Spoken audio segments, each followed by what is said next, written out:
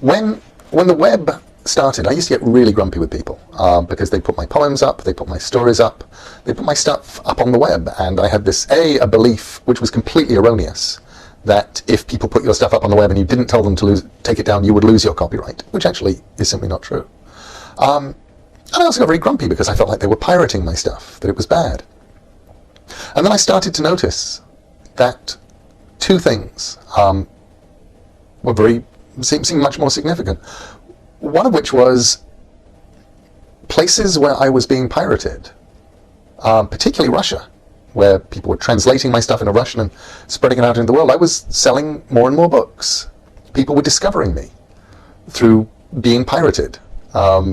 And then they were going out and buying the real books. And when a new book would come out in Russia, it would sell more and more copies. And I thought that was fascinating.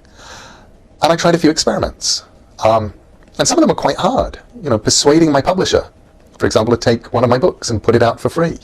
And we took American Gods, a book that was still selling and selling very well, and for a month they put it up completely free on their website, and you could read it and you could download it, and what happened was sales of my books through independent bookstores, because that was all we were measuring it through, went up the following month 300%.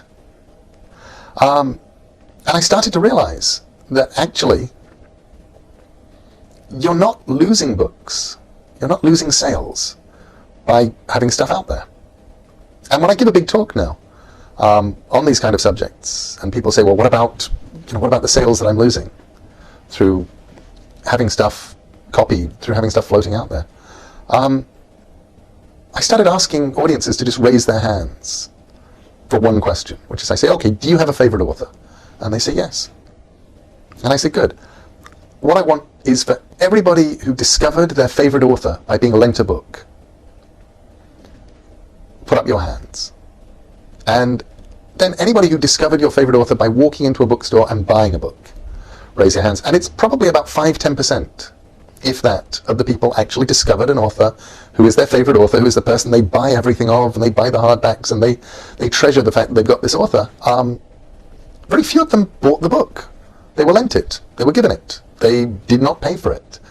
And that's how they found their favorite author. And I thought, that's really all this is. It's people lending books.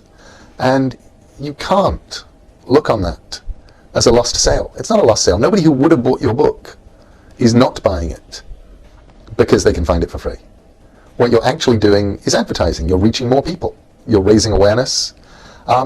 And understanding that gave me a whole new idea of the shape of copyright and of what the web was doing.